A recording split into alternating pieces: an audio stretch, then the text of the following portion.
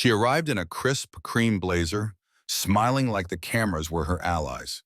But by the end of the hour, that smile would be long gone, replaced by fire, fury, and the sound of a studio chair being shoved back on live television. No one at Loose Women expected the Duchess of Sussex to lose her composure. No one expected Denise Welch to hold her ground. And certainly no one expected what Meghan said in the final minutes of the segment. This wasn't daytime TV. It was a public reckoning waiting to ignite. The set of Loose Women shimmered with soft lights and the buzz of anticipation. ITV had pulled off a major booking coup. Meghan Markle, the Duchess of Sussex herself, was set to appear for a warm and candid chat. The producers promised a balanced, respectful conversation. But everyone in the building knew when Meghan stepped onto that soundstage, the stakes would shift. Ruth Langsford, ever the gracious host, welcomed the audience with practiced ease. Good afternoon, everyone. We have a very special guest joining us today. She's a mother, a philanthropist, an advocate, and of course, royalty. Please welcome Meghan, the Duchess of Sussex. Applause erupted. Meghan entered with confident steps, waving lightly to the crowd. She wore an ivory blazer over soft beige trousers, hair pinned back in a classic low bun. She nodded at Ruth, then took her seat between panelists Denise Welch, Kay Adams, and Janet Street Porter. "Thank you so much for having me," Meghan added smoothly, her voice velvet and camera-trained. "It's wonderful to be here back in the UK, even if just briefly." Ruth smiled as if aware of the thin ice beneath her guest's words. "We're thrilled to have you. I know your schedule is packed, so we really appreciate your time." The first few minutes were light. Meghan discussed her children's book, her foundation's latest campaign for girls' education, and the importance of kindness in media narratives. She spoke in polished sentences, pivoting effortlessly from topic to topic. The audience listened, intrigued if not yet stirred. Then Ruth, with a barely perceptible shift in tone, gestured to the panel. "Let's open up the conversation a bit. Denise, I believe you had a question?" Denise Welch sat forward, professional and composed. "Yes, thank you, Ruth. Meghan, you've spoken in many interviews about how difficult your time was within the royal family, and I believe those struggles. But some viewers might wonder, when it comes to difficult situations, such as your time on Suits or certain high-profile friendships ending, does there ever come a time when you consider maybe the environment wasn't always the problem?" A polite version of the question everyone was too scared to ask. Meghan's eyes didn't blink. "Denise," she began with a saccharine edge, "I came here to talk about my current work, not to relive old narratives. I think I've already addressed that, quite publicly, in fact." Denise gave a soft nod. "Of course, but I do think people are interested in understanding how those experiences shaped your journey. Not just what happened, but your perspective on it all now." "Perspective," Meghan echoed, her jaw tightening ever so slightly. "That's an interesting word coming from you." Denise didn't flinch. There was a brief pause. Janet shifted in her chair. Kay glanced sideways at Ruth. "Well," Ruth cut in, smiling nervously, "why don't we talk about your podcast, Meghan? You've featured some incredible women, Mariah Carey, Serena Williams." But Meghan had pivoted back. "You know, Denise," she said, "you've made quite a career of critiquing women in the public eye. It must be nice sitting there and judging others from a comfortable chair." Denise blinked. "I'm not judging, Meghan. I'm asking questions." "And I'm answering," Meghan snapped back. "Just maybe not the way you expected." The audience shifted in their seats. Kay attempted to mediate. "Perhaps we can touch on something a little lighter. How has returning to the UK felt this time?" Meghan smiled tightly. "Well, it's not like I was rolling out a welcome mat, but it's fine. I'm used to walking into rooms where I'm not entirely wanted." The studio grew still. Ruth looked down at her cue cards. "Let's talk about Harry," Janet said, clearly trying to bring the conversation somewhere human. "How is he doing? Does he miss home?" Meghan turned her head slowly. "Harry's doing just fine, thank you. He has a real family now, one that sees him." The temperature dropped several degrees. Denise interjected gently. "Do you miss him being close with his brother?" Meghan gave a dry chuckle. "You seem very invested in my husband's private life. Maybe ask him next time. That's fair, Denise said calmly. But some of our viewers do wonder if reconciliation is ever something on the horizon. I'm not here to stage a family reunion, Meghan replied, her tone sharp. I'm here because your producers begged my team for months. Kay cleared her throat. Janet shifted again. Ruth forced a smile. We're very glad you're here, Meghan. Let's move on to something I know you're passionate about, your mental health initiatives. But the spark had already ignited. Meghan crossed her legs, leaned back in her chair like royalty bored of court, and muttered, let's just see how far we get before the next interrogation. The segment ended with an awkward cut to commercial. Behind the scenes, producers scrambled. Meghan pulled out her phone, and Denise, she simply adjusted her mic and waited, because she wasn't finished yet. The air in the Loose Women's studio had taken on a charge. After Meghan's icy remarks and passive-aggressive deflection, most of the panel remained quiet, uncertain whether to push forward or let the Duchess unravel on her own. But Denise Welch was never one to shy away. She cleared her throat gently, her voice calm but firm. Meghan, I just want to understand something. You've spoken about privacy many times, but at the same time, you've done documentaries, interviews, and written books. Some people feel there's a contradiction there. How would you respond to that? Meghan tilted her head slightly, a smirk playing on her lips. Ah, the classic, you said you wanted privacy but you're on Netflix argument, she said, her voice drenched in condescension. Well, Denise, wanting privacy doesn't mean becoming invisible. It means controlling your narrative. Maybe that's a bit too complex for some people to grasp. The studio collectively gasped. Denise blinked, absorbing the jab without flinching. I think our viewers are more than capable of understanding nuance, she replied gently. But surely you can understand how it appears when someone says they want space, then releases a 6-part documentary. Meghan scoffed.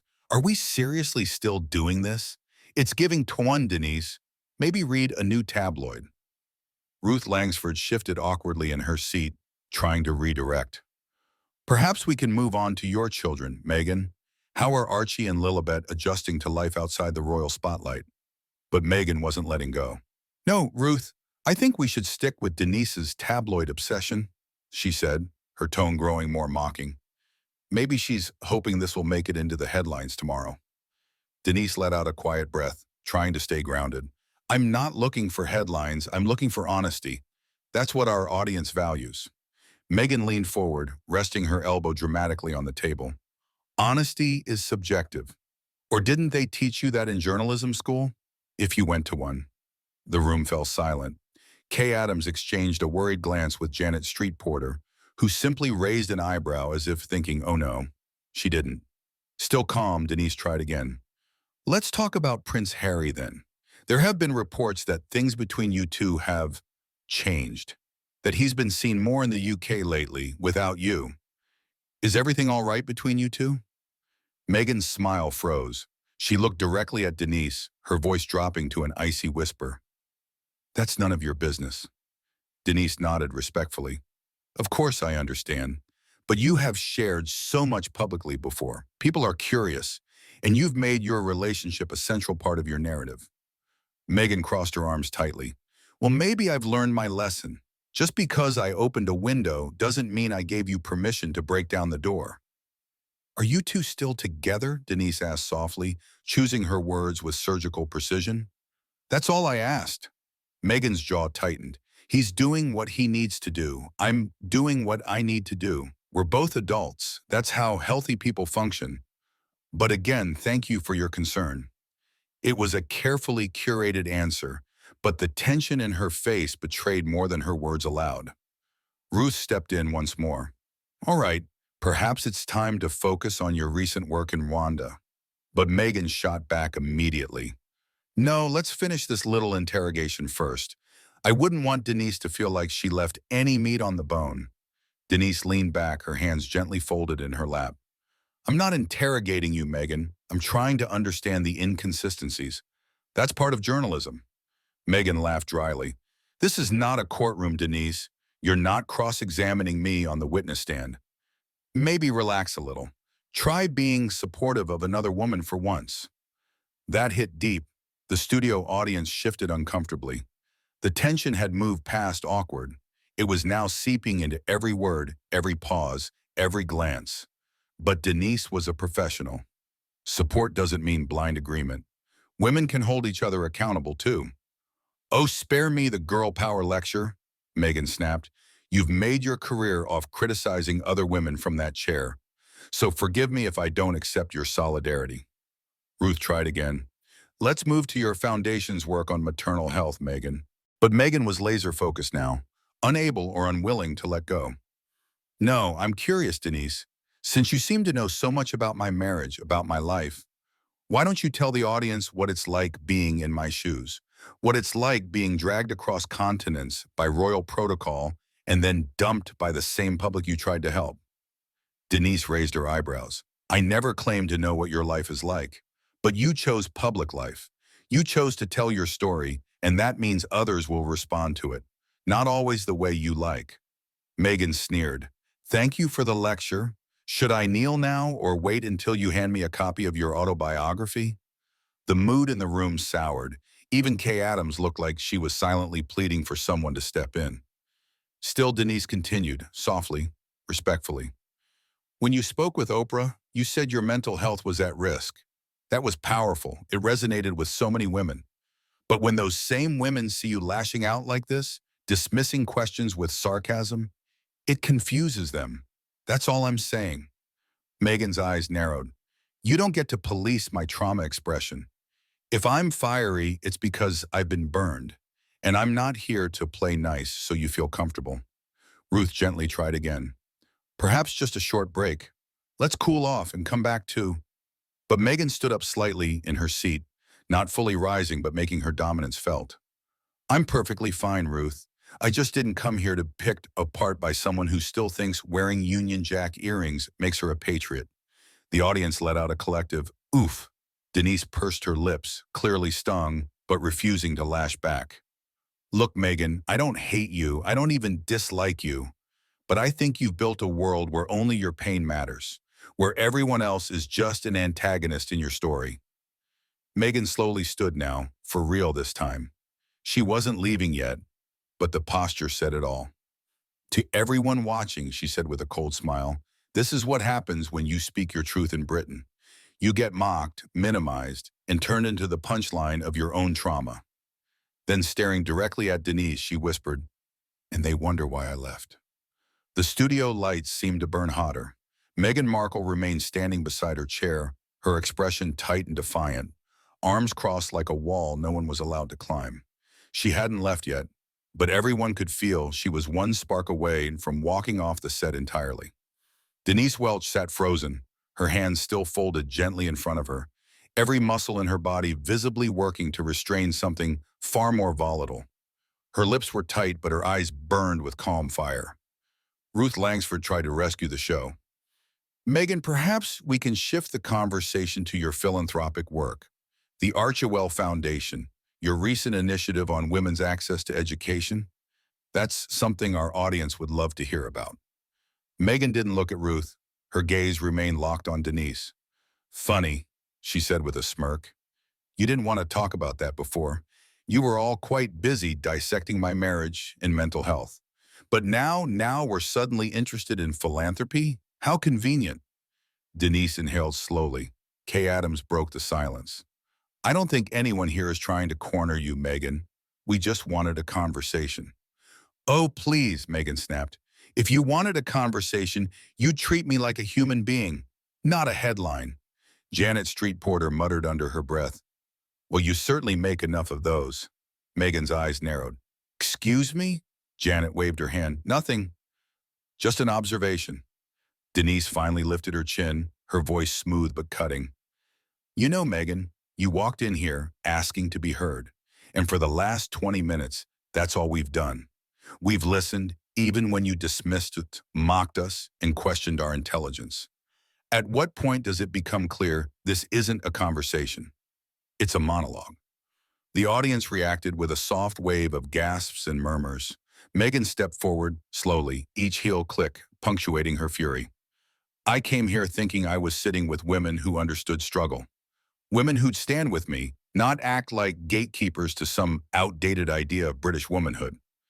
Denise calmly uncrossed her legs and leaned slightly forward. And I came here thinking I'd be speaking with someone who wanted a dialogue, not a stage, but here we are. Meghan's tone sharpened. You think I want a stage? You think I enjoy being scrutinized for every breath I take? You're doing a great job acting like it, Denise replied, her voice finally rising, cool and deliberate, like ice melting over flame. Because instead of using this platform to talk about the causes you claim to care about, you've spent it belittling everyone around you. The audience clapped, just once, but loud. Meghan's face flushed, clearly unprepared for the panel and the public to clap against her. Do you have any idea what it's like to be hunted by the press? Meghan snapped. Denise didn't flinch. I do. I lived it too. I've battled mental illness publicly for years. I've buried friends. I've had my own headlines twisted into circus shows. The difference is I didn't weaponize it. I didn't turn it into a brand. Gasps echoed again. Meghan's eyes widened in disbelief. That's disgusting. You're accusing me of profiting off my trauma? Denise looked directly at her. I'm saying, if you want to be seen as real, then stop selling yourself as untouchable.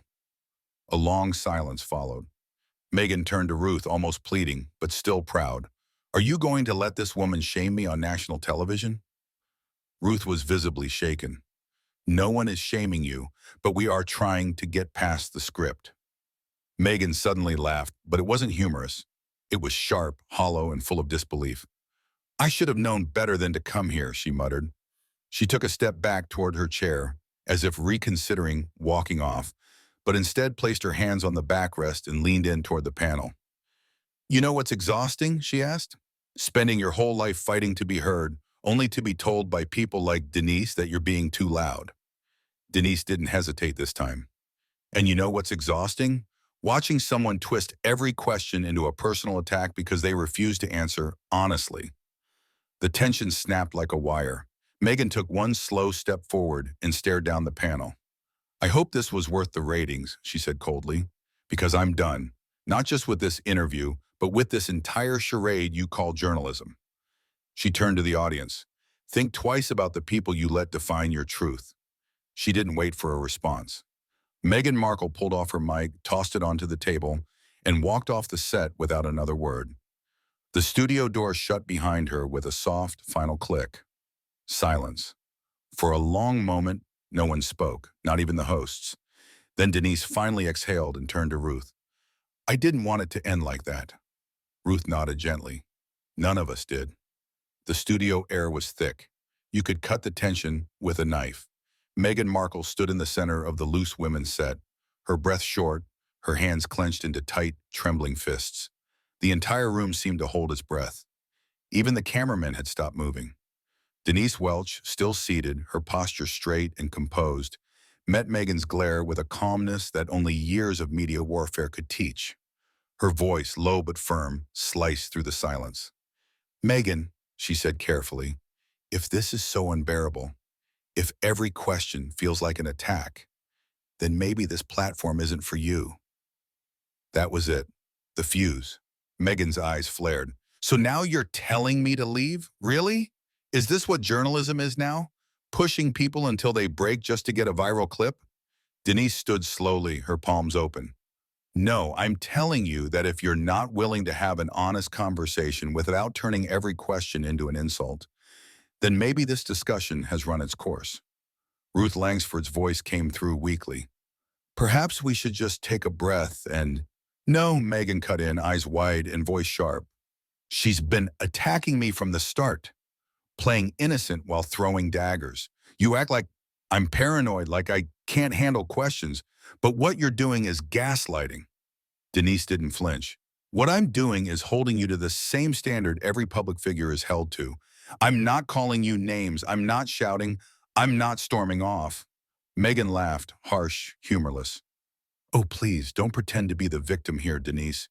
You're the one who ambushed me.